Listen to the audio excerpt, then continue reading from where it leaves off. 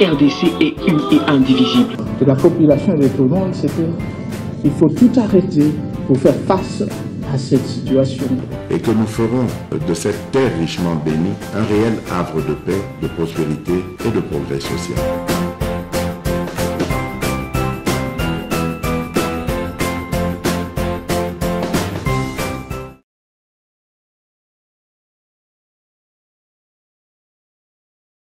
C'est 290 articles, beaucoup. Nous n'avons reçu le document qu'hier, donc cette émission sera plus d'explications. C'est un face-à-face, donc on essaiera aussi beaucoup de soulever les, on va dire, entre guillemets, incongruités ou incompréhensions qui peuvent venir ça et là dans ce document que vous avez rédigé en commission. Une commission composée de qui à l'Assemblée nationale ? C'est une commission prévue dans la Constitution et dans la pratique parlementaire. Donc, c'était une commission de plus ou moins 90 membres, en raison de 3 députés par province sur le 26, et quelques députés choisis à titre personnel pour soit de leur expérience, soit de leur spécialité dans les matières que nous allions aborder. Expérience en matière juridique ou en matière de fonctionnement de l'Assemblée ? En matière de fonctionnement d'Assemblée, il y a des députés qui ont accumulé plusieurs cycles législatifs, et c'est toujours mieux d'avoir cette expérience. Mais il y avait aussi, ce qui était très intéressant, de jeunes qui nous ont amené leur vitalité, notamment en matière de numérisation et de digitalisation, pour que nous puissions, n'est-ce pas, trouver cette symbiose entre l'expérience, mais en même temps l'audace et l'inventivité. Pas en matière de cela c'est trop, cela c'est pas bien, pourquoi cela, pourquoi autant compliquer la chose. On le constate, d'autres pays, après les élections, après les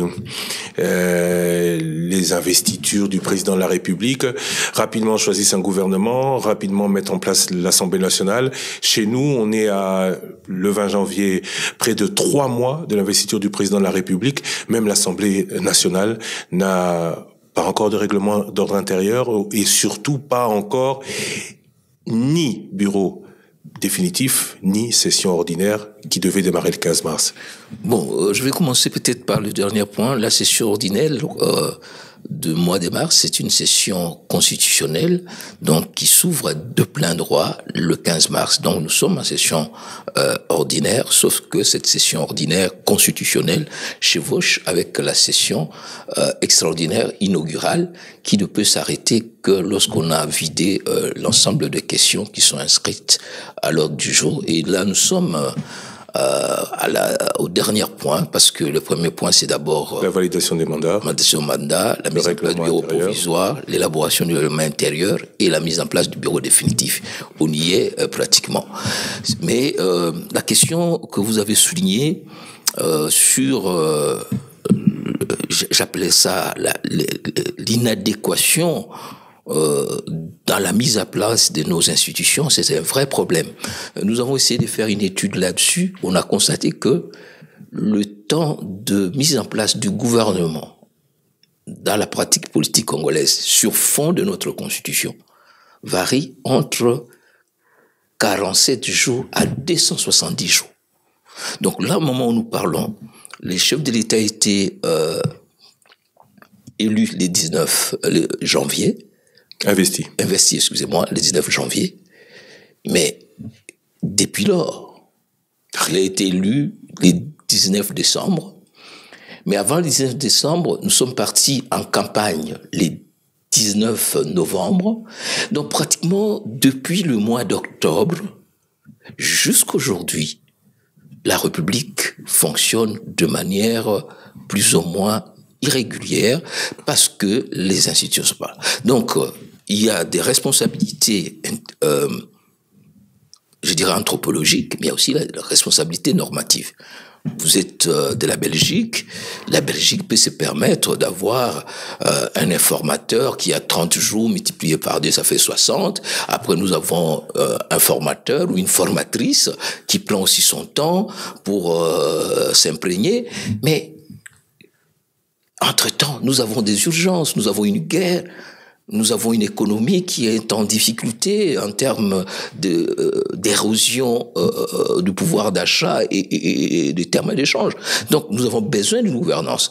Et malheureusement, donc, s'il y a des questions sur lesquelles moi je crois qu'il faudra discuter, c'est notamment cet article 78 de la Constitution qui impose cette procédure extrêmement longue pour, n'est-ce pas, avoir un gouvernement. La même chose pour le Parlement. Nous sommes élus, nous sommes validés à l'interne, nous devons attendre les contentieux constitutionnels.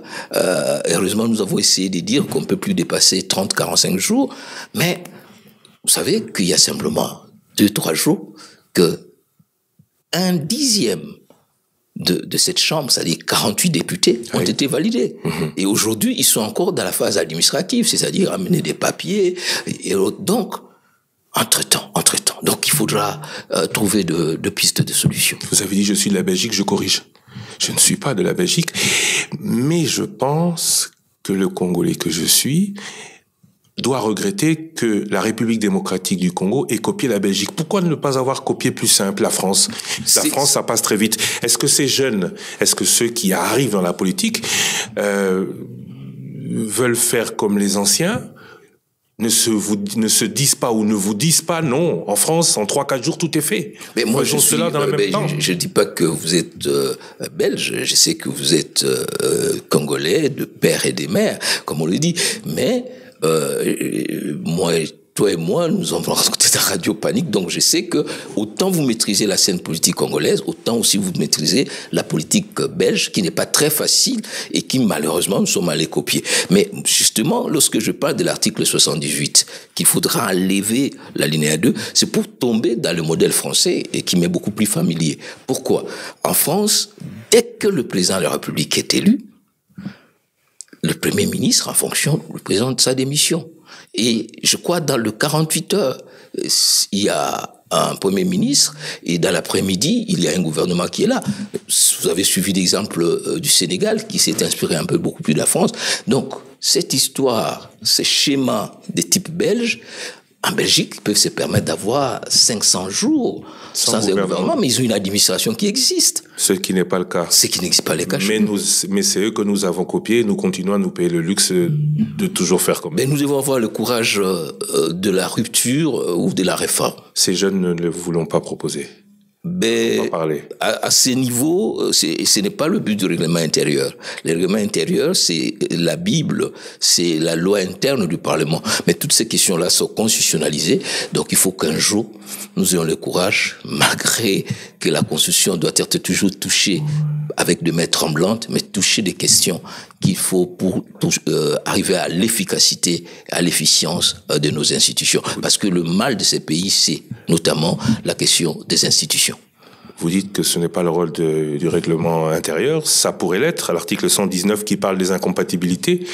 Si c'était comme en France, on passerait pas son temps à savoir combien de temps un ministre doit pouvoir assumer un intérim. Ce serait comme en France, on dit le ministre dit tout de suite oui, je suis encore au gouvernement, mais j'accepte mon mandat, je laisse mon suppléant et on passe à autre chose. On va pas prendre 2-3 semaines à discuter de l'incompatibilité ou de saisir une cour constitutionnelle qui va de toute manière dire la même chose que ce que le texte dit. C'est ça justement, ces incohérences dont toi et moi nous évoquons. Par exemple, cette histoire de 8 jours, ce n'est même pas la Constitution, c'est l'article 78 de la loi électorale. Parce que la Constitution parle de la validation tout court. Et lorsqu'on est validé, on avance et puis nous avons des institutions fonctionnelles. Mais voilà, on doit faire je sais pas comment, des discussions parfois académiques pour savoir qu'est-ce qu'on va faire. Tout cela, c'est l'écriture de la Constitution. Mais vous savez, la Constitution ne peut pas tout dire. C'est là le rôle important de tradition, de pratique. Malheureusement, nous avons une pratique constitutionnelle qui est encore fragile, qui n'a pas encore d'ancrage, qui n'a pas encore généré ce qu'on appelle en droit les habitus, c'est-à-dire les vertus, les valeurs, les principes qui vous permettent d'agir sans qu'il y ait les textes. Vous parlez de tradition, mais on sait que les faits précèdent souvent la loi. Qu'attendez-vous Vous parlez de loi électorale. Cette loi électorale, je vais vous poser la même question sur le règlement intérieur, est votée à chaque cycle. Qu'attendez-vous pour faire en sorte que ces lois électorales ne rendent pas la vie si difficile? Bon, la question de la loi électorale, c'est vrai. Ailleurs, on parle même de code électoral. En fait, nous sommes peut-être en dehors du règlement intérieur. Chaque cycle électoral, il y a une phase préparatoire, il y a une phase exécutoire et il y a une phase évaluative. Et c'est comme ça qu'il est prévu que, à la fin du cycle électoral, la CENI, et d'ailleurs c'est un des points sur lesquels nous avons travaillé dans le règlement intérieur, la CENI dépose son rapport, soit au mois de mars, à la session de mars, le rapport annuel, soit à la fin du cycle, et c'est autour de ces débats-là à l'Assemblée, parce que par ailleurs, c'est l'Assemblée qui est, n'est-ce pas, le lieu de la représentation nationale. On discute sur l'efficacité, sur les réformes qu'il faut faire. Mais très souvent chez nous, nous faisons les réformes à la fin, à la hussarde, et finalement, nous avons des problèmes à chaque cycle électoral, et la qualité du processus diminue de cycle en cycle, ce qui touche à la légitimité, à l'efficacité de nos institutions. Là, on parlait de la loi électorale. Vous m'avez rappelé qu'on est ici venu parler du règlement intérieur. Alors, quid du règlement intérieur? Pourquoi en voter les différents? Voilà encore une autre incohérence. Vous avez parlé de la France. La France, le règlement intérieur a été fixé par une ordonnance, c'est-à-dire un acte à valeur législative. Alors, ici chez nous, la Constitution impose, lorsque vous voyez les missions du bureau provisoire, d'élaborer et d'adopter le règlement intérieur. C'est-à-dire qu'au nom du principe d'autonomie de chaque législature, vous devez vous donner vous-même votre règlement intérieur. Et ça, c'est une autre étape, incongruité chronophage, parce que ça bouffe le temps et ça permet pas les institutions d'aller très rapidement. Alors, une autre chose, avant de rentrer dans ce règlement intérieur, vous avez dit tout à l'heure, oui, le 15 mars, c'est une date qui est consacrée dans la loi, dans le règlement intérieur aussi, qui consacre le début de la session de mars. Nous sommes en session ordinaire. J'ai failli sauter au plafond. La loi, le règlement intérieur ne dit pas ça. Il consacre, oui, le 15 mars, mais il dit que la session inaugurale est extraordinaire et ne s'arrête que quand tous les sujets sont épuisés. Entendez, la validation des mandats, le règlement intérieur et le bureau définitif. Nous ne sommes pas encore là, donc nous sommes toujours en session extraordinaire. Non, c'est ce qu'on appelle, vous avez utilisé le mot, un chevauchement. Mais qui dit il faut que cette session ordinaire soit déclarée ouverte? Elle ne peut être déclarée ouverte que par le bureau définitif. Cette session, nous sommes en session ordinaire avec un bureau provisoire. Prenez la Constitution sur la session. Vous dit que il est clairement dit, c'est la session extraordinaire, c'est 114. OK? Qui dit, à la dernière ligne, la session extraordinaire prend fin à l'épuisement de l'ordre du jour. Et là, vous avez raison. Donc, tant que nous n'avons pas Nous sommes en session extraordinaire. Nous sommes en session extraordinaire. Mais lorsque vous allez à l'article suivant, il dit, l'Assemblée nationale et le Sénat tiennent de plein droit. Donc, des planos. Il ne suffit même pas des séances. C'est-à-dire, c'est une session chaque année. La première s'ouvre le 15 mars et se clôture le 15 juin. Donc, le 15 mars... C'est automatique. Automatique. Donc, dès que le bureau provisoire actuel, en termes de cohérence de temps, je suppose que dans une semaine, 2 semaines, le bureau définitif sera là et on est au mois d'avril, eh bien, ce bureau définitif va continuer avec une session extraordinaire jusqu'au 15. Va commencer, parce que ça fait mal aux oreilles d'entendre qu'un bureau provisoire peut présider une assemblée. Ah ben attendez, aujourd'hui nous sommes en bureau provisoire. Le bureau provisoire ne peut pas diriger une assemblée en session ordinaire. Non. Conclusion, nous sommes avec un bureau provisoire, il n'y a donc pas session ordinaire. La session ordinaire est automatiquement ouverte, mais les travaux de cette session vont commencer lorsque nous aurons mis en place le bureau définitif. Et si on met le bureau définitif, disons, le 20 avril, ben, nous avons encore jusqu'au 15 juin pour, n'est-ce pas, avoir notre session ordinaire. Merci, monsieur le constitutionnaliste. J'ai oublié de le dire. Vous êtes professeur en droit constitutionnel. 290 articles pour ce règlement intérieur. Ça chauffe. Plutôt que de jouer les connaisseurs face à un grand connaisseur, je vais jouer l'élève face au professeur. Mais l'expérience... L'élève critique. L'expérience que vous avez dans ces domaines... lorsque je vous suis, je me rends compte que vous devenez une sorte d'encyclopédie, tellement vous maîtrisez les questions. 280 articles, merci. Le règlement intérieur de l'Assemblée nationale a été adopté par vos pairs, oui. Le projet, mais seulement sous réserve, articles 27 et 142 par la Cour constitutionnelle. Or, l'article 290 de ce règlement intérieur stipule qu'il entre en vigueur dès qu'il est déclaré conforme à la Constitution par la Cour constitutionnelle. Oui.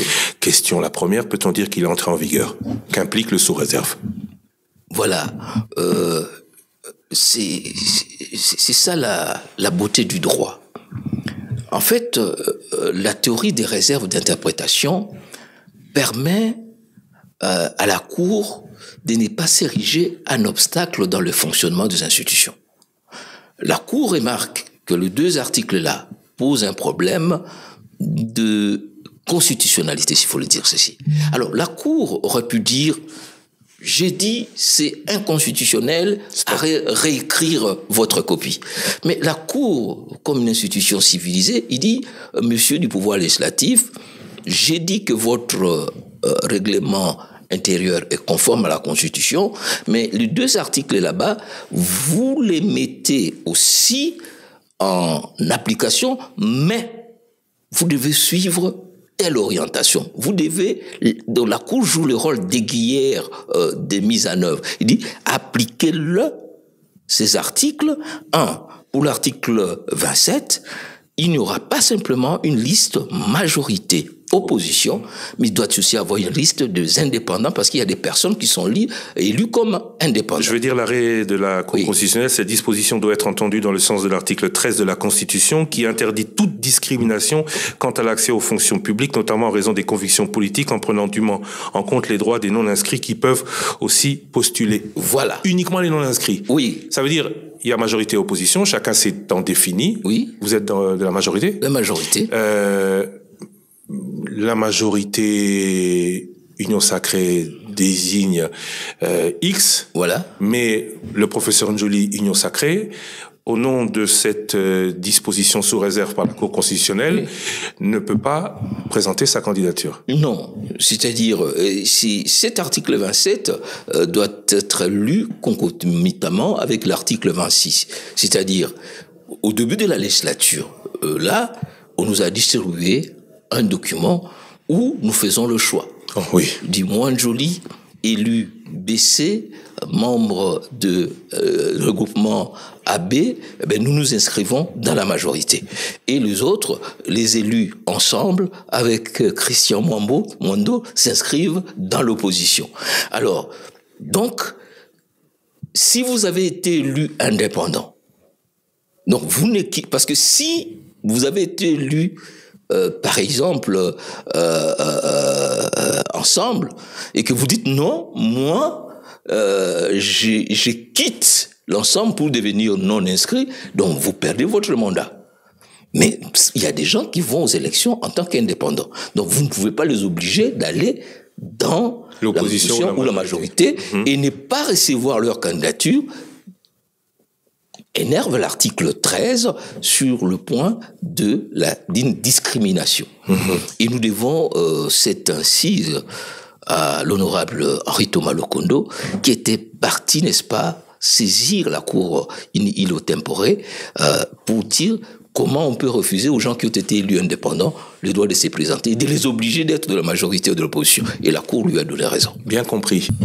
Donc, autant du côté de l'opposition que de la majorité, les deux camps doivent s'entendre pour chacun ne présenter qu'un candidat par poste. Voilà, c'est-à-dire cet article 26 et 27 demande, il y aura d'abord des négociations entre la majorité, l'opposition et peut-être les indépendants, parce que après avoir inscrit, il faut dire l'article 26, excusez-moi, parce que c'est une question essentielle.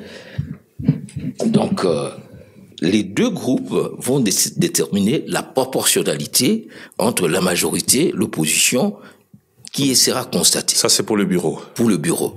Alors, lorsqu'on aura défini, on dit voilà, l'opposition a par exemple 26 membres, la majorité 424 ou 474, eh ben, on va tester maintenant la proportionnalité. Combien de membres pour la majorité et combien de membres pour l'opposition. Maintenant, chaque camp, si la majorité a plus de 6, on va négocier au sein de la majorité. Donc, il faut, on recherche, comme dit les derniers alinéas de l'article 26, les nombres importants des postes sur le bureau de l'Assemblée à chaque famille politique sont fixés par consensus. Oui, ça c'est pour l'Assemblée. Moi, je voudrais, oui. je reste au niveau de la désignation des candidats à tel et tel poste. Oui.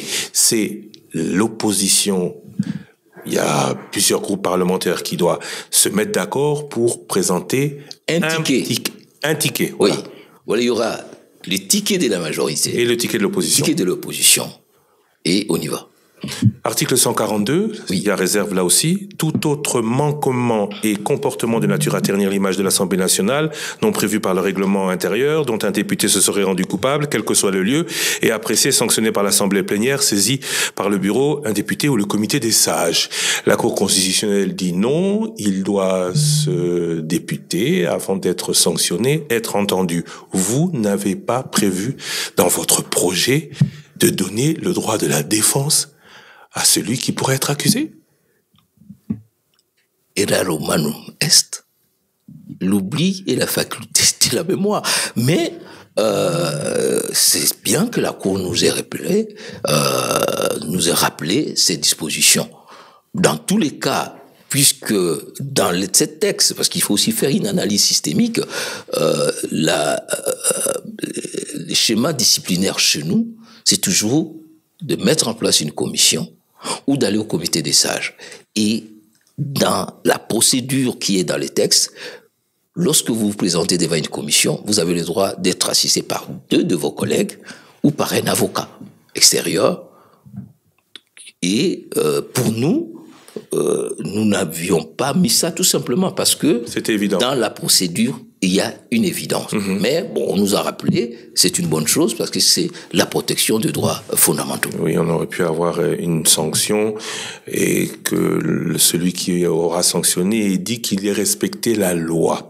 Alors, question, puisqu'on en a fini avec les 2 articles sous réserve, qu'est-ce qui va se passer maintenant? Les députés, vous allez vous retrouver, vous allez réécrire les 2 articles en question, ou cela va rester ainsi, et à chaque fois qu'il aura problème sur ce fait particulier, on fera référence à l'arrêt de la Cour constitutionnelle? C'est ça l'avantage de ces réserves d'interprétation. C'est-à-dire, il faut désormais lire ces 2 articles en ayant à l'esprit, pour l'article 27, l'article 13 de la Constitution, et pour l'article 142, l'article 19. Il n'est pas nécessaire de se retrouver encore pour réécrire, mais il faut lire ça. Le droit, c'est à la fois l'écrit et l'esprit. La Cour nous a dit, mettez l'esprit que moi je vous donne, parce que c'est moi qui suis le maître de l'interprétation. Mais pour la postérité, quand dans 20 ans, nos aïeux, enfin, nos descendants voudront dire, mais quel était le règlement intérieur adopté. Ils n'auront que le texte de règlement intérieur, ils n'auront pas forcément l'arrêt à accompagner. Pourquoi ne pas le couler dans un texte définitif? Parce que ce règlement intérieur sera publié au journal officiel, parce qu'un règlement intérieur a valeur d'une loi organique. Et on publie dans le règlement intérieur les textes et l'arrêt. C'est lié. Vous devez publier l'arrêt et les règlements.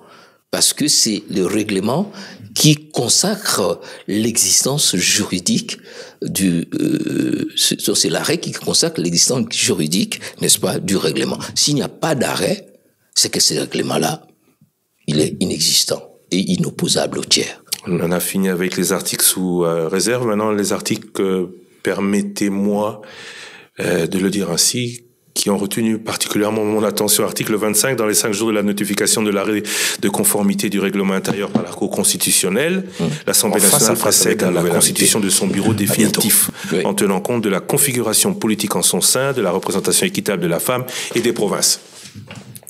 Nous sommes aujourd'hui mardi le 9 avril. L'arrêt a été notifié jeudi ou vendredi. Vendredi. Les élections doivent avoir lieu demain. L'arrêt a été notifié le vendredi. Les élections c'était un arrêt indicatif. Les samedis, c'était la journée des Papa Simo Kimba. Ok. Comptons lundi, mardi, mercredi, jeudi, vendredi. Alors, vendredi prochain, les élections auront-elles lieu? Les élections doivent avoir lieu dans les délais de 5 jours. C'est un délai indicatif. Mais si vous voyez cet article, et surtout l'article 27, il y a un certain nombre de préalables, n'est-ce pas? Il faut que les députés puissent se déterminer comme membres de l'opposition. C'est déjà fait, vous avez dit. Non, il y a les vendredis, il y a 48 députés qui ont été validés. Ok. Donc, ils sont en train de s'inscrire. Et puis après, 72 heures après, il y a une autre activité. Et pour le moment, le président de l'Assemblée est en train de faire cette comptabilité de la majorité de l'opposition, parce que les 48, nous ne le savons pas, ce sont de quelle tendance ou autre. Alors, quand ça sera terminé, je crois très rapidement, on va alors engager les négociations, parce qu'il est prévu que le président doit engager les négociations entre la majorité et l'opposition pour déterminer, et je suis heureux d'être venu après mon collègue Christian, pour déterminer combien de postes vont aller à la majorité, combien à l'opposition. C'est une négociation et nous sortirons avec consensus. Donc, les délais indicatifs, ces délais doivent être lus avec l'article 27 et le souci, c'est d'arriver finalement à avoir un bureau définitif pour que nous puissions avancer. Et j'espère que ça doit venir le plus rapidement possible. Donc, parce que le peuple attend impatiemment compte tenu de nombreux problèmes. Donc l'article 25, on rappelle que ce règlement intérieur est élaboré à chaque législature. Pour cette législature, c'est ce règlement intérieur qui aura donc eu un article à retenir qui n'aura pas été respecté. Lequel? Dans les 5 jours de la notification de l'arrêt. Mais nous venons de faire la compilation. J'ai bien compris, mais dans les faits, cet article n'aura pas été respecté. C'est un délai indicatif et je crois que le bureau s'active pour que nous puissions aller aux élections. Certains voient derrière cette prise de temps la non-entente intra-union sacrée. Alors, je ne suis pas dans les secrets des dieux. Je suis un simple député. D'autres voient cela dans un manque de financement des activités de l'Assemblée. Je vous dis que j'ai été président de la commission, j'ai présenté mon travail, ça a été adopté par les collègues. La Cour a confirmé les caractères conformes à la Constitution. Le reste, je suis député comme tous les autres députés et j'attends la marche qui sera fixée par le bureau provisoire. On va parler finances, il en est question dans ce règlement intérieur, mais revenons à l'article 14, la remise reprise sur la situation générale entre le bureau provisoire et le bureau définitif. Attention, j'ai bien lu. Ma question, c'était qu'est-ce qui empêche la tenue des élections, le manque d'argent. On finira par le savoir à la remise reprise. Comment cela devrait être pris si on apprend à ce moment-là, c'est dans bientôt, à l'installation du bureau définitif, que tout cela a pris du temps parce que financement il n'y avait pas. C'est une entrave aux activités législatives? Mais moi, je crois que les institutions de la République doivent toujours regarder dans la même direction. Parce que nous avons tous comme employeur le peuple. Et nous avons tous comme mission servir le peuple. Donc, qu'une institution puisse entraver les fonctionnements de l'autre, je ne crois pas que ça soit dans l'éthique des responsabilités des Est-ce que c'est le cas? C'est ma question que je pose au député Jacques N'Djoli. Mais je ne suis que député, Jacques N'Djoli. Comment je peux le savoir? Je n'entre pas dans la gestion du bureau. Je suis pas membre du bureau. Alors, puisque vous êtes celui qui a présidé la commission de rédaction de ce règlement intérieur, je vais vous poser la question qui est reprise dans l'article 117. 6 mois d'émolument pour les frais d'installation. Oui. Est-ce qu'ils ont déjà été payés? Non. Conclusion, il y a un problème de finances. Ils n'ont pas été payés. Et ça, excusez-moi de les dire, des collègues, surtout des jeunes ou de l'intérieur, broient du Nord. Bon, il y a déjà un début, on espère que tout va bien se passer. Vous imaginez quelqu'un qui a été élu, qui est arrivé ici depuis le mois de janvier, qui a pris une chambre à l'hôtel et qui est incapable de payer son hôtel, de se prendre en charge. C'est quand même donc le député, pas digne d'un représentant du peuple. Donc le député que vous êtes qui voulait ou qui pensait ne pas être en mesure de se prononcer sur les finances nous dit problème de finances il y a déjà. Mais je crois que c'est peut-être pas les lieux, mais nous sommes dans une situation financière assez quand même particulière. Et c'est le fait de la guerre qui nous est imposée par les Rwandais qui prend les ressources. Mais je crois que à tous les niveaux, pas simplement de députés. Moi, je suis enseignant. Il y a aussi des problèmes de paiement des salaires au sein de l'administration publique. Et le député est un agent public. Il est dans cette même situation. Article 26. Les groupes parlementaires de l'opposition politique jouissent d'un droit de représentation proportionnel à leur poids numérique. On en a un peu parlé. Vous avez dit que vous êtes heureux de passer ici après votre collègue Christian Mwandou Simba. Il souhaite pour l'opposition 2 membres au bureau. Ils ne sont que 26 sur près de 500. C'est non. Ben, je crois que Christian, c'est un député qui cumule une expérience. J'étais avec lui dans l'opposition en 2018. Nous étions pas 20, nous étions plus de 100. Ensemble, on avait amené plus de 100 députés. L'MLC en avait 23 et les autres. Mais nous n'avons eu qu'un seul poste de rapporteur adjoint.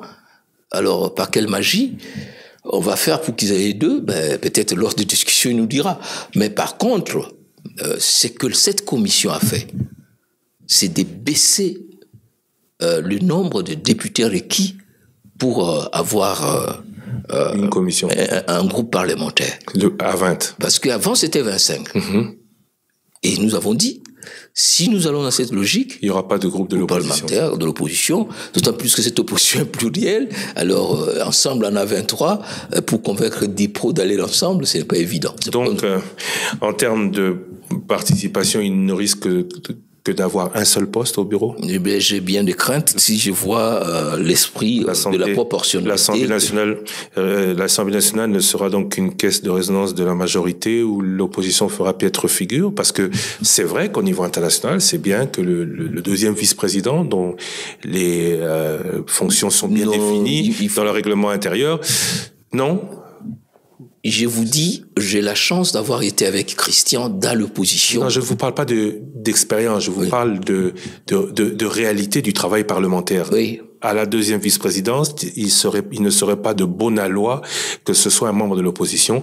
Le membre de l'opposition ne sera que le rapporteur adjoint.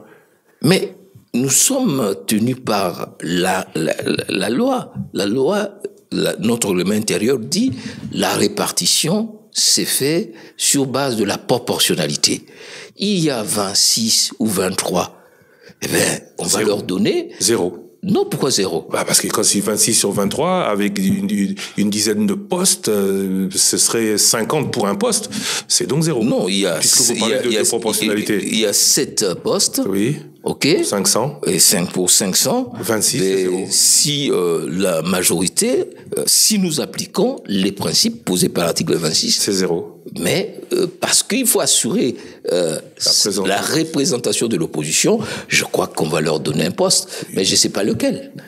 Ce serait mieux que ce soit deuxième vice-président que le rapporteur. Je transmettrai au président de l'Assemblée le vœu de l'honorable Loussa Kweno. Je ne suis pas honorable et je demande l'avis d'un député. Non, moi je crois que c'est ça justement le but de l'article 26 in fine qui dit la proportionnalité entre la majorité et l'opposition est constatée par l'Assemblée plénière qui en prend acte. Il y a un débat là-dessus.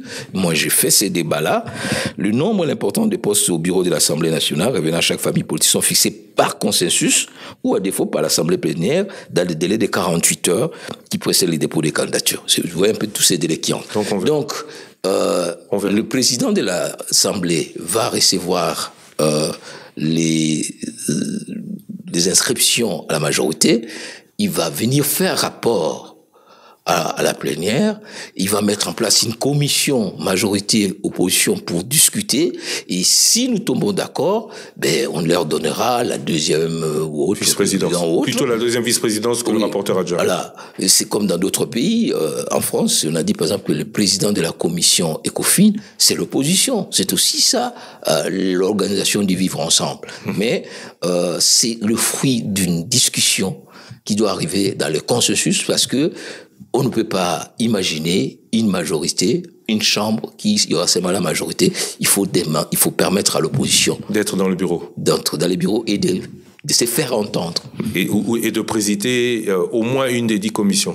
Oui, ils ont présidé, nous avons présidé parce que j'étais dans l'opposition, nous avons présidé 2 commissions. Christian était président de la commission infrastructurelle et puis ils avaient aussi la commission suivi-évaluation. Donc on leur avait sur 10 commissions, ils avaient eu 2. Mais, et Christelle Wanga présidait quelle commission? Pardon? Christelle Wanga présidait quelle commission?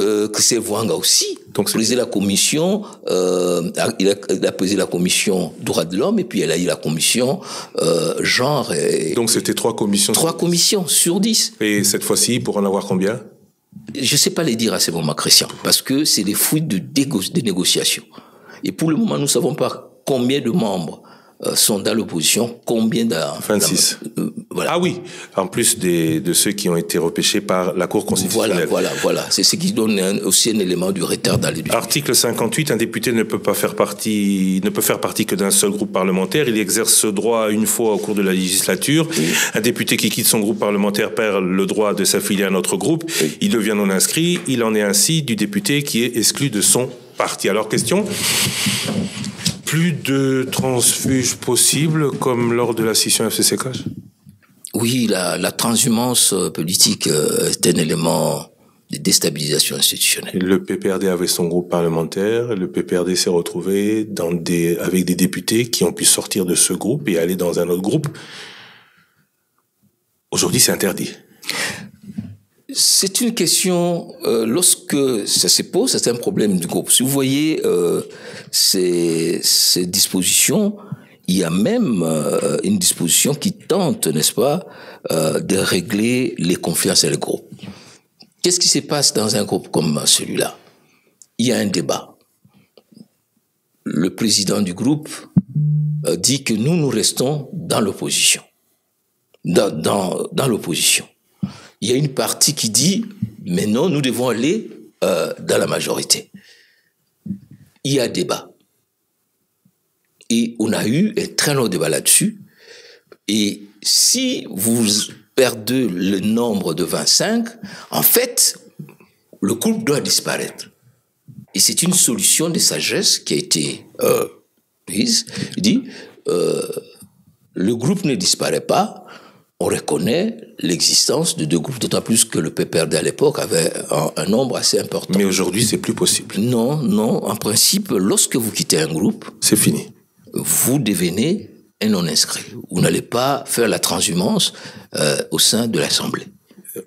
Article 19 de l'incompatibilité, article 108 de la Constitution et de l'accès aux travaux de l'Assemblée nationale, article 131 de la Constitution. Oui. À défaut de se prononcer dans le délai fixé, il est présumé avoir renoncé à son mandat de député. Alors maintenant, la question, elle va être directe, elle est d'actualité. Moi, je voudrais savoir, parce qu'aujourd'hui, on a des députés, ministres transitoires, des hauts cadres de l'administration, des mandataires publics qui semblent avoir, au nom d'une demande du directeur de cabinet du président de la République, qui sont en train d'assumer l'intérim. Est-ce que cela est constitutionnel, légal, et est-ce que tous se sont prononcés? Christian, je crois que j'ai eu à répondre à cette question et beaucoup de gens m'ont appelé après et dit oui, voilà, le professeur Njoli est en train d'encourager les désordres constitutionnels. Non. J'ai dit que la Constitution peut laisser des zones d'ombre. Nous sommes à l'article 108 de la Constitution. Le mandat des députés est incompatible avec le mandat des sénateurs. Les mandats des députés est incompatible avec les fonctions ou mandats suivants. On cite membres du gouvernement. Oui, non, ils sont nombreux. On va pas tous les citer. Voilà. Et il dit, lorsque l'article s'arrête là, les mandats des députés est incompatible avec l'exercice des fonctions rémunérées. Alors, la question de 8 jours là n'est pas dans la Constitution. C'est la loi électorale. Ça, c'est d'abord, ce n'est pas un problème constitutionnel. La Constitution pose des principes d'incompatibilité. Tu peux pas être ministre et tu peux pas être... Oui, mais moi, ma question, c'est sur la Constitution. Oui. Elle est claire. Est-ce que vous pouvez dire aujourd'hui que tous ces ministres, mandataires publics, hauts fonctionnaires se sont prononcés pour rester à l'Assemblée, ont laissé leurs suppléants et aujourd'hui donc sont en détachement de manière transitoire, de manière légale? D'abord, parlons de hauts fonctionnaires. Aucun haut fonctionnaire ne peut voir sa candidature à la députation s'il ne montre pas l'acte de démission. Mais il y a certains mandataires publics qui sont... Les mandataires publics, la même chose. Vous êtes DG. Si vous voulez concourir à la fonction législative, vous devez démissionner. Les membres de cabinet politique? La même chose. Alors, maintenant, ce qui est le plus voyant, c'est les compatibilités de membres du gouvernement. Parce qu'il y a aussi des incompatibilités dans les secteurs privés. Mmh. Parce qu'il va y avoir conflit d'intérêts. Alors, en principe, les délais de 8 jours, c'est un délai impératif. Vous n'êtes plus, vous êtes élu, vous devez bannir. Mais il se pose un problème de lecture de cet article. Vous avez un gouvernement qui doit continuer à gérer. L'option qui était prise par le président Kabila, pour moi, c'était l'option inconstitutionnelle. C'est-à-dire de nommer un premier ministre intérimaire. C'est une incongruité constitutionnelle parce que le premier ministre dans notre constitution doit être investi par l'Assemblée nationale. Alors, sur quelle base M. Koyagelio du discernement a posé? Donc, c'était pas la solution. La solution, c'est celle qui est dans la pratique institutionnelle de tous les États du monde. C'est-à-dire, à partir du moment où le président de la République est élu, à partir du moment où il y a une nouvelle majorité, le Premier ministre doit aller déposer sa démission. Et le président prend acte de sa démission. Et dans les cas qui est le nôtre, le président déjà mis en place était un informateur. Donc, dans la logique, dans la pratique, le gouvernement qui est là, c'est un gouvernement démissionnaire qui gère les affaires courantes. Donc, pour moi, l'incompatibilité n'existe pas. Mais je vais terminer. Et je suis tellement conséquent de cela qu'en droit français, on parle de l'incompatibilité après avoir été élu. Si vous êtes nommé membre du gouvernement, c'est alors qu'il y a incompatibilité. Il n'y a pas d'incompatibilité ante. C'est l'incompatibilité post-élection. C'est lorsque vous êtes élu et que vous êtes nommé ministre que vous devez choisir. Donc, cela aussi, ce sont des points d'obscurité qu'il faudra aider à résoudre. D'autant plus qu'il y a déjà une bonne piste dans la loi portant organisation et fonctionnement du gouvernement. Il est dit, un premier ministre qui est déchu par motion gère les affaires courantes jusqu'à la désignation de son successeur. Et on définit c'est quoi les affaires courantes. Ce sont les affaires urgentes ou les affaires quotidiennes. Article 105 des impunités, aucun député ne peut être poursuivi, on connaît tout ça, et on parle de flagrance aussi. La détention, alinéa 3, je crois, de cet article 105, la détention ou la poursuite d'un député est suspendue si l'Assemblée nationale le requiert. Est-ce que, selon vous, la demande devrait être faite, notamment pour le député nouvellement validé, Modero Simba? Mais, puisque la loi le dit, et il y a un collègue qui a posé le problème pour dire, nous ne demandons pas à ce stade que Modero, le poursuite soit arrêté ou que Modero soit libéré. Nous ne connaissons pas exactement le contour de l'affaire, mais nous demandons la résidence surveillée, qu'il soit mis en résidence surveillée, qui est son droit constitutionnel et légal. Alinéa 2 de votre article 105. Article 111, les voyages du député. Le député a le droit de circuler sans restriction ni entrave à l'intérieur du territoire national et d'en sortir. Plus d'autorisation préalable du président ou du bureau? Pour sortir? Oui, c'est l'article 111. 111. Le député a le droit de circuler sans restriction ni entrave à l'intérieur du territoire national et d'en sortir. Oui. Plus d'entrave. En tout cas, si vous avez votre passeport ordinaire, vous voulez sortir, aller en vacances, personne ne va vous demander un document. Alinéa 1. Attention à alinéa 2. Oui. Aucune mesure, qu'elle soit du bureau de l'Assemblée nationale ou de toute autre autorité, ne peut avoir pour effet de porter atteinte au droit de libre circulation du député. Ça confirme la première alinéa. Oui. Le problème arrive à l'alinéa 3. Seuls sont admis à l'occasion du déplacement d'un député, tant à l'intérieur qu'à l'extérieur du pays, les documents administratifs attestant sa qualité et le voyage à effectuer. C'est une autorisation, cela? C'est donc contraire au précédent alinéa? Non, mais les services de... Je voudrais... rappelez-moi le... Article 111. Voilà, on va aller à 111. J'ai passé la nuit, donc oui. Vous voyez. Merci. Alors, seuls sont admis, à l'occasion du déplacement du visiteur à l'intérieur qu'à l'extérieur, le document administratif attestant sa qualité et les voyages à effectuer. C'est-à-dire, lorsque je vais aller en vacances à l'intérieur du pays, d'ailleurs, il n'y a aucun document dans la pratique. Je peux aller à Lubumbashi, comme je viens d'y être, je n'ai pas besoin d'ordre de mission. Mon mandat est national. Mais lorsque vous voulez sortir avec un passeport diplomatique, il faut une autorisation de sortie pour que vous puissiez avoir la note verbale au ministère des Affaires étrangères pour aller avoir un visa. C'est ça. Ça, c'est pour l'utilisation du passeport diplomatique uniquement, qui prévoit ou qui confère à son détenteur une immunité diplomatique dans le voyage. Mais aucune autorisation, vous le dites, vous le confirmez, pour un député qui veut voyager avec un passeport ordinaire. En tout cas, si je voyage avec mon passeport ordinaire, je n'ai pas besoin d'avoir tous ces tralala. Article 115, assistant parlementaire supplémentaire, donc 2, si le budget de l'Assemblée parlementaire le permet.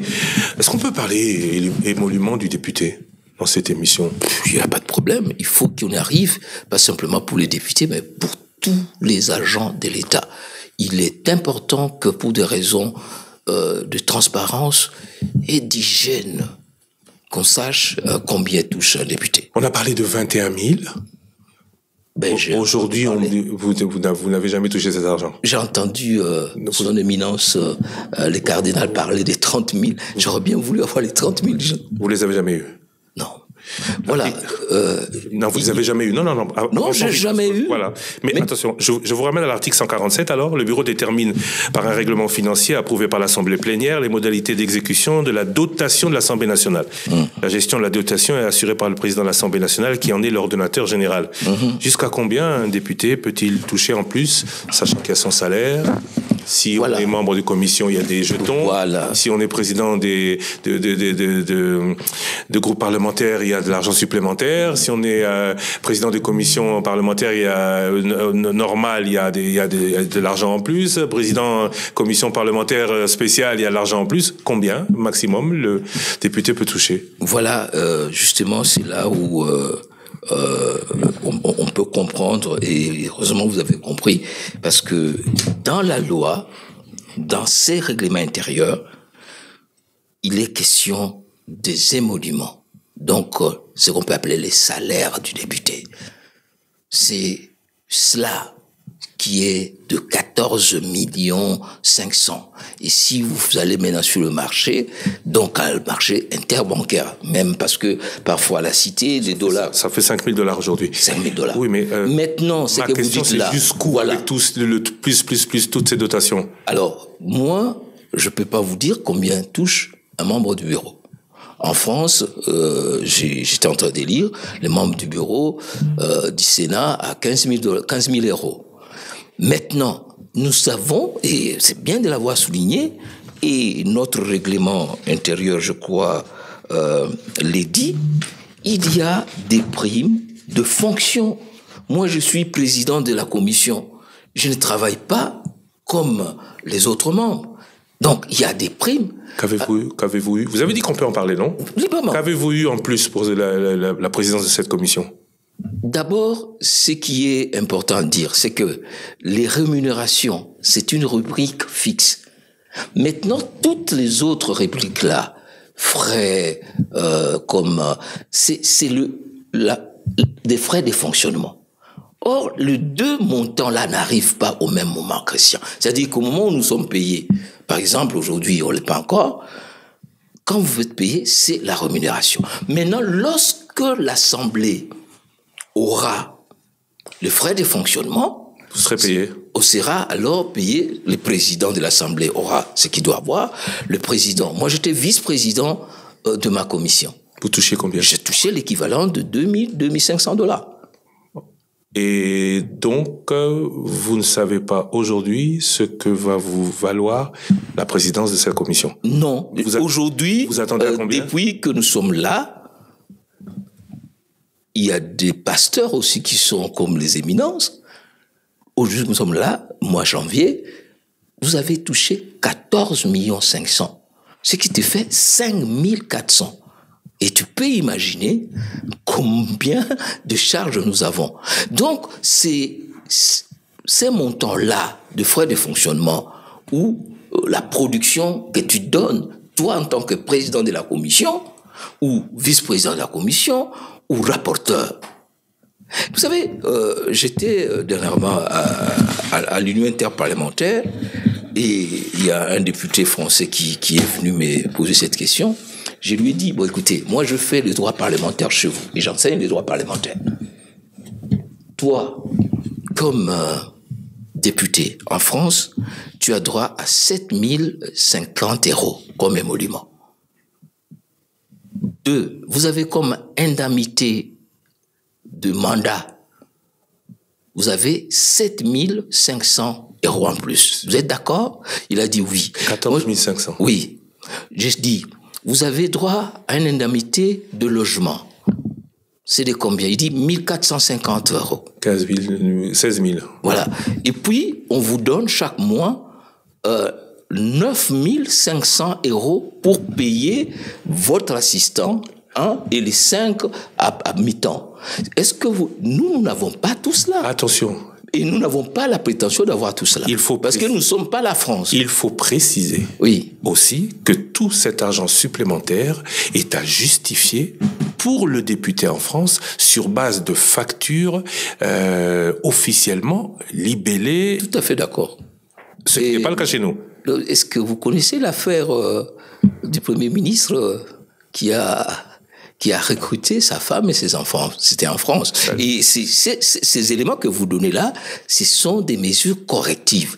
D'abord, qu'on a interdit le recrutement de membres de famille, et la nécessité de voir. Alors, il y a autre chose que je trouvais intéressant en droit comparé, c'est-à-dire que le député français a droit à 40 voyages aller-retour gratuitement dans le train. À justifier. C'est-à-dire entre sa base, quand je suis élu de Puy-de-Dôme, je peux prendre les trains gratuitement ou l'avion et je dois amener les histoires.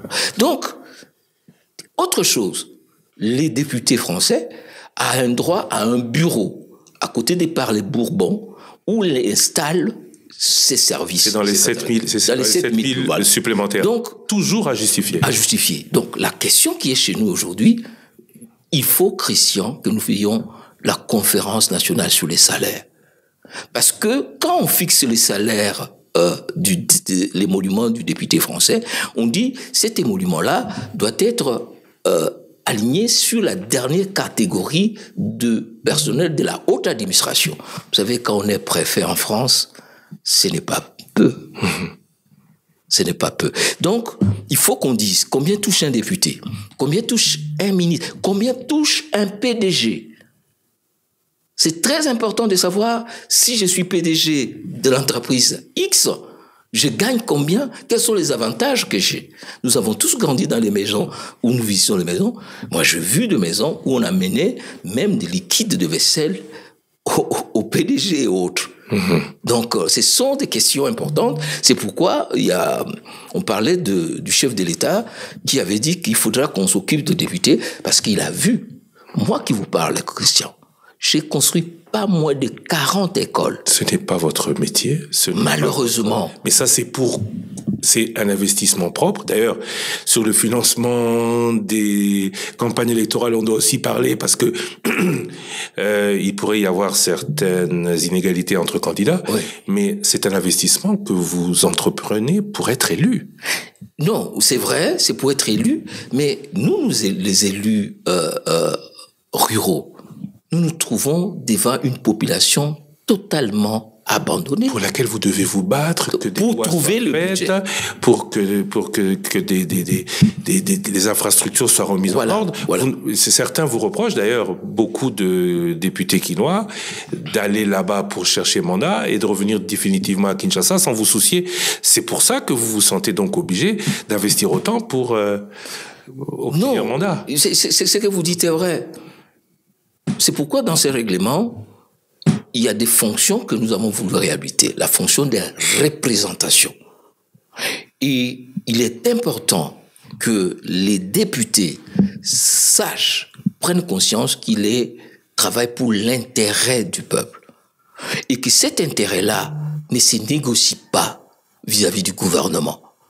Il faut assumer avec responsabilité cette fonction de représentation, cette fonction de législation, cette fonction de contrôle, cette fonction de suivi et évaluation. Si nous ne le faisons pas, mais ça dépend de nos ressources. On dépend de nos ressources. Et ça crée une inadéquation dans le fonctionnement des institutions. On va terminer cette édition spéciale sur le règlement intérieur avec l'article 145. À la fin des vacances parlementaires, le député dresse conformément au canevas établi par le bureau de l'Assemblée nationale et dépose auprès de ce dernier un rapport sur la vie politique administrative. Le dépôt des rapports des vacances parlementaires est obligatoire. Est-ce que cela sera enfin respecté? Les députés auront-ils seulement, vous parliez des 40 voyages en France, auront-ils seulement les moyens d'aller et venir à la charge de l'État?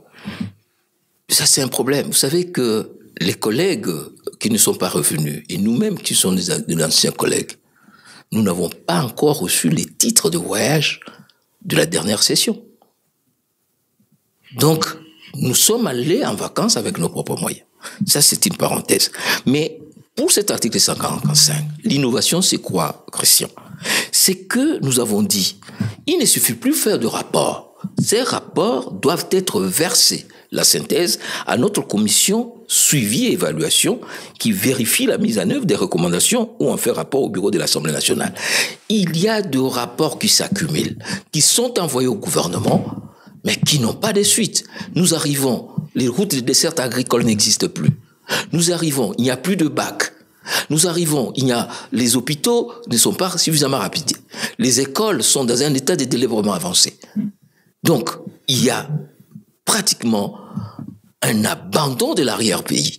Et c'est nous, les députés, qui prenons ça en charge. Alors, nous avons dit à notre commission suivi-évaluation, parce que c'est une innovation qui était faite par nous, et je félicite, et je pense ici à l'honorable qui était à l'époque Lutundula et Évariste Bouchab, nous avons insisté pour mettre en place cette commission suivi-évaluation. Malheureusement, ça n'a pas bien fonctionné, parce qu'il y avait un déficit dans l'écriture de texte. Maintenant, nous avons dit, les rapports vont aller à cette commission qui doit organiser une commission de rencontre avec le gouvernement pour que nous voyions jusqu'où les recommandations de l'Assemblée ont été exécutées. Monsieur Jacques Njoli, je vous remercie d'avoir accepté de répondre à toutes ces questions au pied levé. Vous étiez le président de la commission de rédaction du règlement intérieur. La suite, on l'attend, donc désignation du bureau définitif. Ce n'est pas dans le règlement, mais cela découle du règlement. La majorité semble avoir plusieurs candidats. Est-ce que, selon vous, le retard pris aujourd'hui ne serait pas téléguidé ou, on va dire, ne pas prêter d'intention à qui que ce soit? Ne profiterait-il pas à la recherche d'un candidat président quand nous savons que dans le seul présidium de l'Union sacrée, 3 des membres voudraient être au perchoir de l'Assemblée nationale? Mais la majorité a un chef, qui heureusement est chef de l'État. La majorité est disciplinée. Nous sommes allés aux élections. Nous avons fait tous campagne au nom de ces chefs. Donc, il appartient au président de la République, comme il a discrétionnairement choisi Madame Souni Mwatuluka, Premier ministre, il dira qui sera le président de l'Assemblée après avoir consulté ses collaborateurs de l'Union sacrée. Donc, je crois que la fumée blanche finira par sortir. On parle de séparation du pouvoir législatif-exécutif. C'est de bonne loi que le président de la République choisisse le président de l'Assemblée nationale. Vous savez, la théorie de séparation du pouvoir est une théorie mythique. Mais aujourd'hui, la vraie séparation est politique. Une majorité qui gouverne avec 2 branches. Une branche législative et une branche exécutive. Et une opposition qui contrôle sous l'arbitrage du peuple. Voilà la nouvelle forme de la typologie de la séparation des pouvoirs. Avec une autorité morale, le président de la République. Il faut trancher. Qui, selon la Constitution, ne peut plus être à la tête de gros groupes. Il n'est pas, c'est pourquoi vous l'avez appelé autorité morale, parce qu'il n'est pas dans l'architecture, il y a un présidium. C'est une appellation, hein. Dans les faits, on voit bien que c'est lui le président, il n'est pas qu'autorité, puisque c'est lui qui prend la décision de la désignation. Non, il oriente la majorité à avancer dans la bonne direction. Monsieur le député Jacques Njoli, je vous remercie. C'est moi qui vous remercie et encore une fois, remerciement à Top Congo.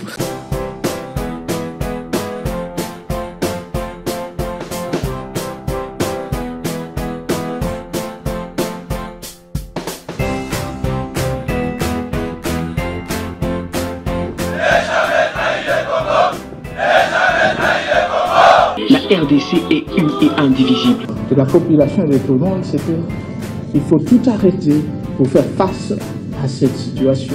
Et que nous ferons de cette terre richement bénie un réel havre de paix, de prospérité et de progrès social.